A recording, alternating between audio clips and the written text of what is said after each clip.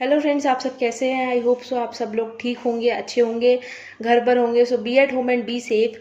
सो friends, स्वागत है आप सब लोगों का आपके अपने यूट्यूब चैनल पर जिसका नेम है बंसल एजुकेशन हब। फ्रेंड्स, अगर अभी तक आपने मेरे चैनल को सब्सक्राइब नहीं करा है तो जल्दी से सब्सक्राइब कर दो और साथ ही साथ बेल आइकन को भी प्रेस कर दो, जिससे मेरे आगे आने वाली वीडियोस की नोटिफिकेशन आपको मिलती रहेंगी। एंड फ्रेंड्स, अगर अभी तक आपने इस मेरी वीडियो को लाइक और शेयर नहीं करा है तो जल्दी से लाइक कर दो और साथ ही साथ शेयर भी कर दो फेसबुक पर या जो भी प्लेटफॉर्म आप यूज़ करते हैं उस पर।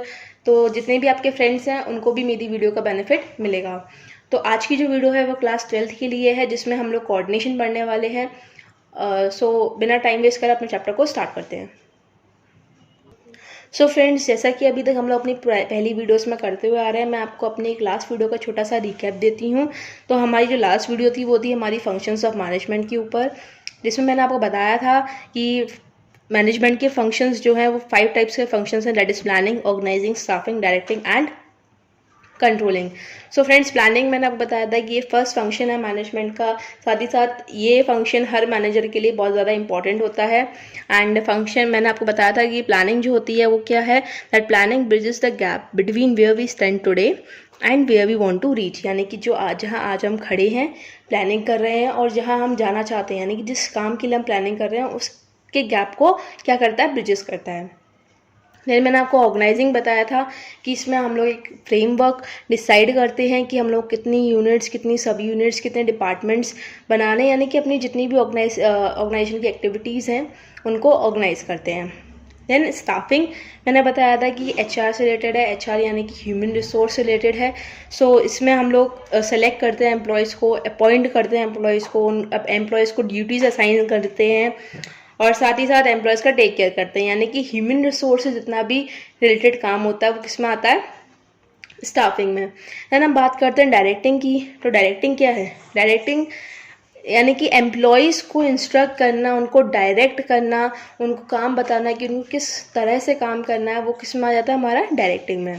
तो directing include supervising, motivating, communicating and leadership. ये चार चीज़ें जो हैं वो डायरेक्टिंग के अंदर आती हैं। कौन कौन सी 4 चीज़ें हैं?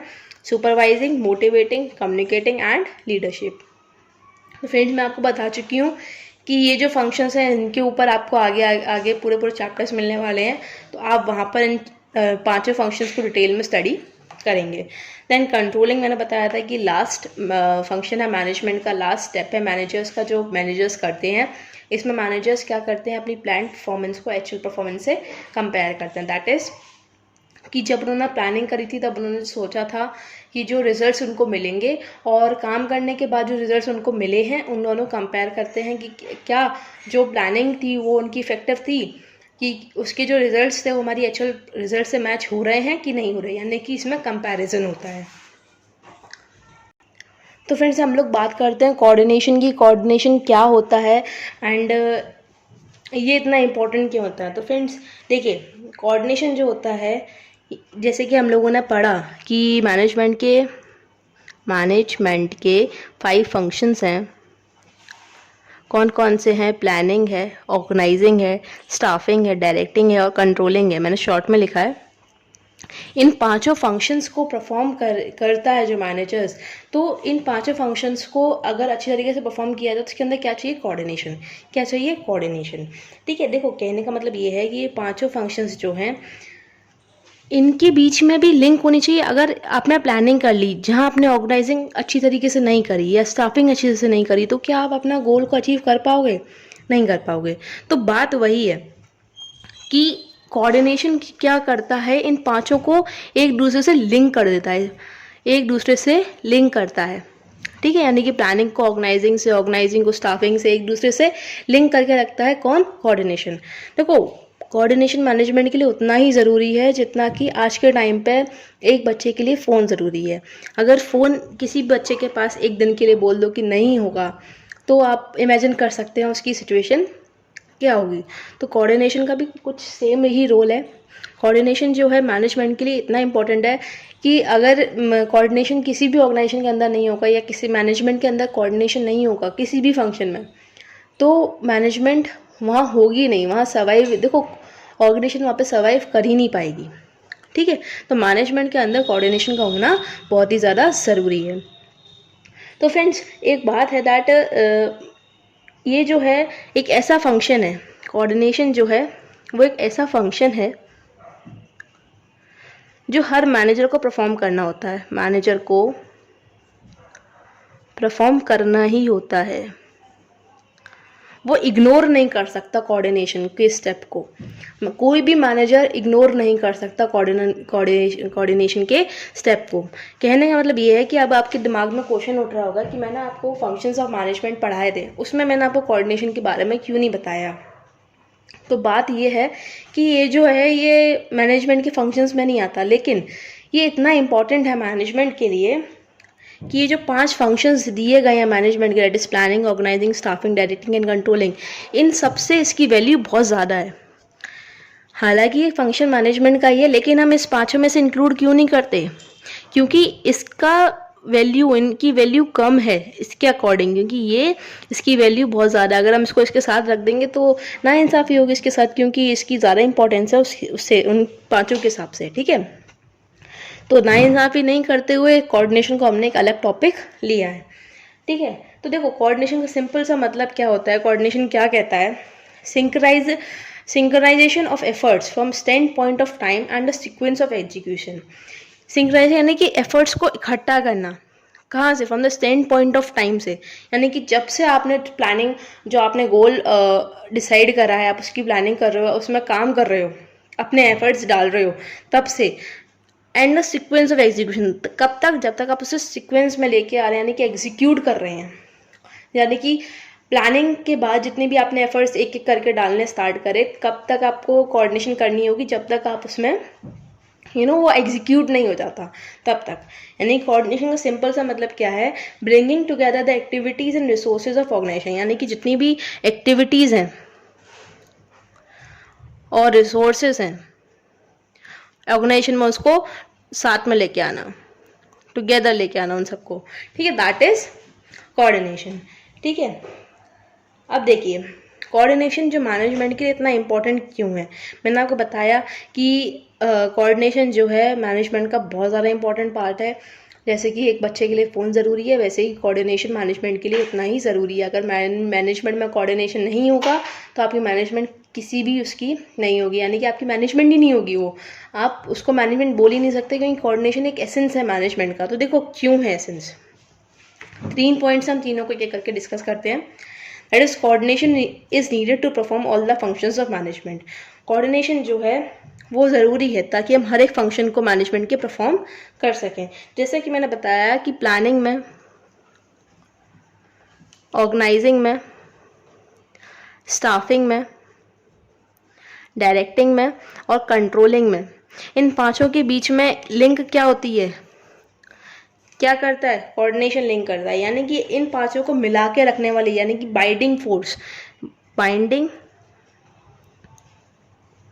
फोर्स जो है वो क्या है, कोऑर्डिनेशन है। इन 5 को एक साथ जोड़ के रख रही है। इन 5 फंक्शंस को साथ में मिलाकर हम लोग जो काम कर पा रहे हैं वो किसकी वजह से कर पा रहे हैं, कोऑर्डिनेशन की वजह से कर पा रहे हैं। यानी कि ये कोऑर्डिनेशन जो है वो ज़रूरी है ताकि हम सारे के सारे फंक्शंस को परफॉर्म कर पाएँ, किसके, मैनेजमेंट के। जब तक कोऑर्डिनेशन नहीं होगी तब तक प्लानिंग नहीं होगी, कोऑर्डिनेशन नहीं होगी तो ऑर्गेनाइजिंग भी नहीं होगी, कोऑर्डिनेशन नहीं होगी तो स्टाफिंग भी नहीं होगी, कोऑर्डिनेशन नहीं होगी डायरेक्टिंग भी नहीं होगी, कोऑर्डिनेशन नहीं होगा तो कंट्रोलिंग भी नहीं होगी। तो यानी कोऑर्डिनेशन क्या है, एक बाइंडिंग फोर्स है जो इन पाँचों फंक्शंस के बीच में लिंक होकर रहता है। ठीक है, and coordination is required at all the levels. तो हम लोग अपने पहले की वीडियो में डिस्कस कर चुके हैं। लेवल्स का यहाँ मतलब क्या है, that top level management, middle level management and lower level management. ये 3 टाइप्स की लेवल्स होती हैं मैनेजमेंट के अंदर। ठीक है, जिसमें मैंने आपको बताया था टॉप लेवल मैनेजमेंट में कौन कौन होता है, मिडिल लेवल में कौन कौन होता है एंड लोअर लेवल में कौन कौन होता है। साथ ही मैंने उसके फंक्शंस भी डिस्कस किए थे। तो अगर आपने नहीं देखा है तो आप जाके देख सकते हैं, मैं लिंक आपको डिस्क्रिप्शन बॉक्स में प्रोवाइड कर दूंगी। तो हाल फिलहाल इसको देखते हैं, दैट कोऑर्डिनेशन इन तीनों ही लेवल्स में ज़रूरी क्यों होता है। देखो टॉप लेवल जो क्या करता है, टॉप लेवल के में कोऑर्डिनेशन इसलिए चाहिए क्योंकि टॉप लेवल की जो फंक्शंस है वो क्या क्या करता है, प्लानिंग करता है और ऑर्गेनाइजिंग करता है। ठीक है, ये 2 फंक्शंस मैनेजमेंट के कौन परफॉर्म करता है? Top level. अच्छा, अब ये क्या करता है? ये इंटीग्रेट करता है। क्या करता है? इंटीग्रेट करता है एक्टिविटीज़ को ऑर्गेनाइजेशन, यानी कि इकट्ठा करता है एक्टिविटीज़ को ऑर्गेनाइजेशन में और उसे एक कॉमन वे प्रोवाइड करता है। क्या प्रोवाइड करता है? कॉमन वे प्रोवाइड करता है, यानी कि जितनी भी ऑर्गेनाइजेशन में एक्टिविटीज़ हो रही हैं उनको एक कॉमन वे प्रोवाइड करता है कि वो कहाँ पे जाएं? केवल गोल अचीवमेंट की तरफ, गोल अचीवमेंट की तरफ जाएं। एक कॉमन वे का मतलब क्या है? आपकी ऑर्गेनाइजेशन में जितनी भी एक्टिविटीज़ हो रही हैं, जितनी भी एफर्ट्स हर कोई इंडिविजुअल लगा रहा है, वो एक कॉमन वे की तरफ जाएं, यानी कि एक ही रास्ते की तरफ जाएं, जो रास्ता उसका एंड पॉइंट क्या है? यानी कि achievement of goal. Then middle level के लिए क्यों ज़रूरी होता है कोऑर्डिनेशन? अब देखो, टॉप लेवल की हमने बात कर ली, टॉप लेवल मैनेजमेंट के लिए क्यों होता है। मिडिल लेवल की हम बात करते हैं। मिडिल लेवल किससे डील करती है? स्टाफिंग से। मिडिल लेवल को केवल डील करना है केवल स्टाफिंग से। अब देखिए, मिडिल लेवल जो होती है बैलेंस बना के रखती है एक्टिविटीज़ ऑफ डिफरेंट डिपार्टमेंट्स। अब मैं आपको इससे एक एग्जांपल के उससे समझाऊंगी। सपोज हमारे पास 4 डिपार्टमेंट्स हैं। एक हमारा हो गया purchasing, sales, marketing and finance.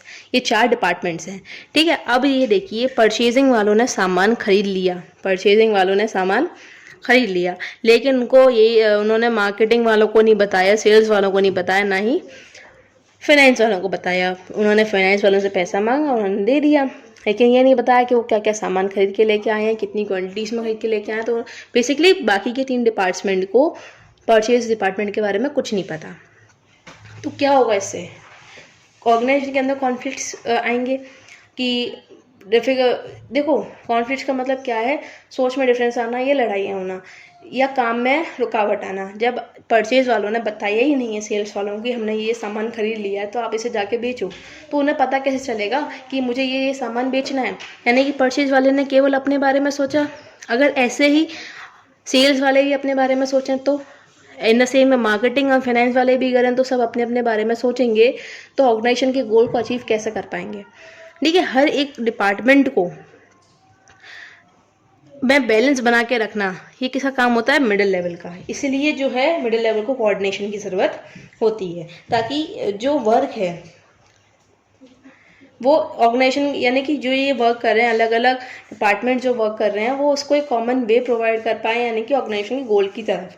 ठीक है, कहने का मतलब ये है कि जितने भी डिपार्टमेंट्स हैं उनके अंदर एक लेवल ऑफ बैलेंस बना के रखना, ये काम होता है मिडिल लेवल मैनेजमेंट का। ठीक है, इनके बीच में भी लिंक एज अ लिंक काम कर रहा है कोऑर्डिनेशन की? नहीं कर रहा है। एज अ लिंक कोऑर्डिनेशन काम कर रहा है। तो कोऑर्डिनेशन आप समझ गए होंगे कितना ज़्यादा इंपॉर्टेंट है। देन लोअर लेवल मैनेजमेंट के लिए कोऑर्डिनेशन क्यों ज़रूरी है? अगेन इसका भी काम सेम है कि जो लोअर लेवल मैनेजमेंट होते हैं, जो यहाँ पे मैनेजर्स होते हैं, लोअर लेवल मैनेजमेंट के जो मैनेजर्स होते हैं, जो कि वर्कर्स को डायरेक्ट करते हैं, उनके सुपरवाइज़र होते हैं, तो वो भी जो है वर्कर्स के एफर्ट्स को इंटीग्रेट करते हैं, साथ ही साथ उसे कॉमन वे की तरफ डायरेक्ट करते हैं। किस वे की तरफ? गोल अचीवमेंट की तरफ। ठीक है, तो ये हमारे 2 पॉइंट्स हैं जिसमें हमने बताया कि मैनेजमेंट कोऑर्डिनेशन जो है वो फंक्शंस क्यों ज़रूरी है, नीडेड है कोऑर्डिनेशन फंक्शन परफॉर्म करने के लिए। देन हर एक लेवल पर कोऑर्डिनेशन क्यों ज़रूरी है। देन हमारा लास्ट पॉइंट है इसका, that coordination is the most important function of an organisation. Coordination जो है वो सबसे ज़्यादा इंपॉर्टेंट फंक्शन है किसी भी ऑर्गेनाइजेशन का। अब देखिए, इन 2 पॉइंट से आपको ये समझ में आ गया कोऑर्डिनेशन कितना ज़रूरी है एक ऑर्गेनाइजेशन के लिए, मैनेजमेंट के लिए। अगर कोई ऑर्गेनाइजेशन कोऑर्डिनेशन को परफॉर्म ही नहीं करेगी, निगलेक्ट करेगी, इग्नोर करेगी, तो सिंपल सी बात है कि वो सर्वाइव नहीं कर पाएगी, मार्केट में लॉन्ग टर्म के लिए सर्वाइव नहीं कर पाएगी।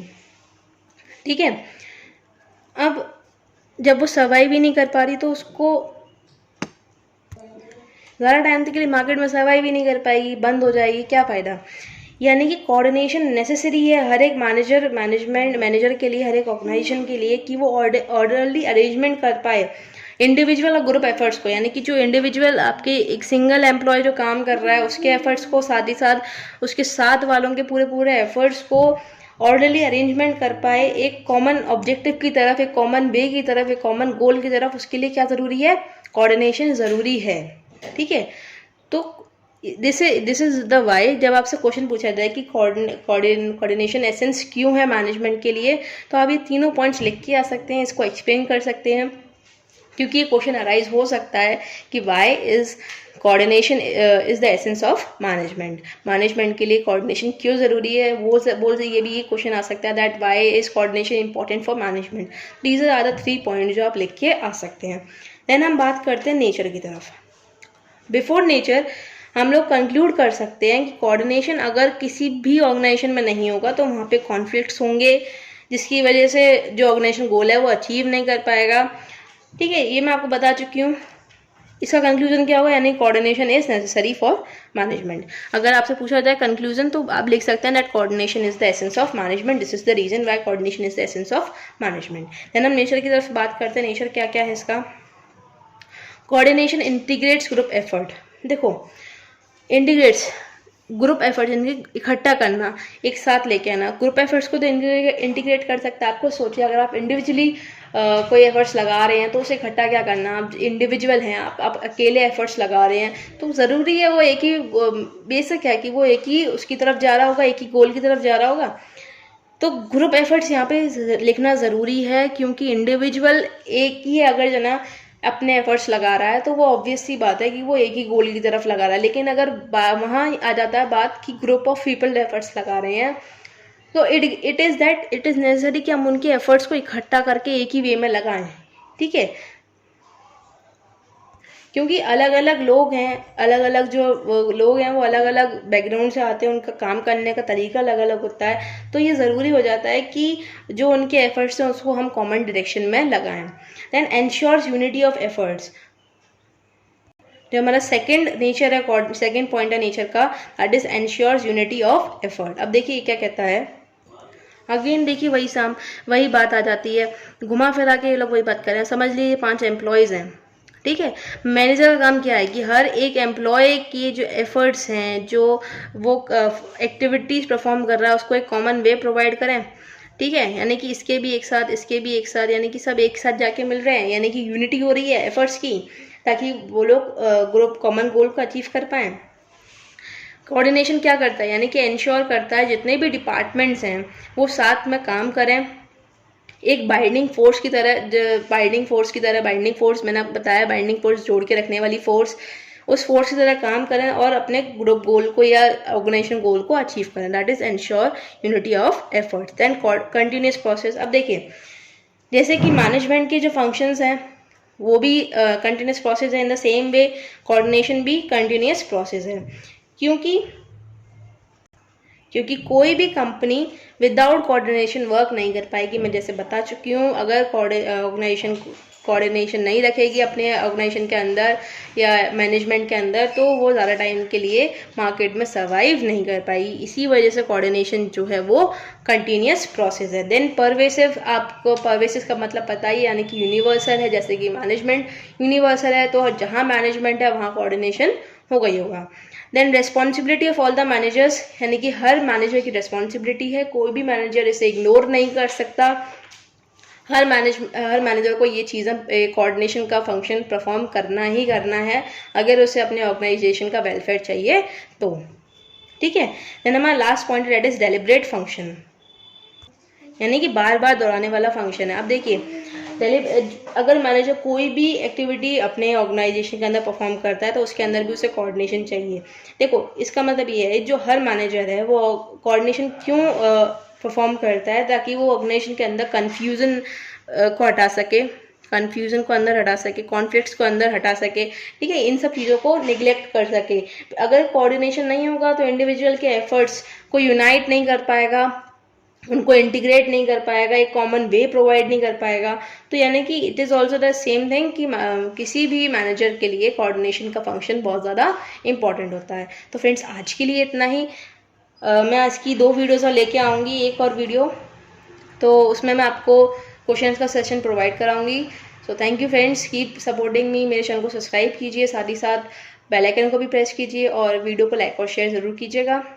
और अगर आपको कोई भी डाउट है इस पूरे टॉपिक के अंदर तो आप मुझसे पूछ सकते हैं कमेंट सेक्शन में आए, और मैं कोशिश करूँगी कि मैं उसका आंसर आपको वहीं के वहीं दे दूँ। अगर नहीं हो पाया तो मैं आपके लिए एक और वीडियो लेके आऊँगी जिसमें मैं आपके आंसर्स को प्रोवाइड करूँगी। सो थैंक यू।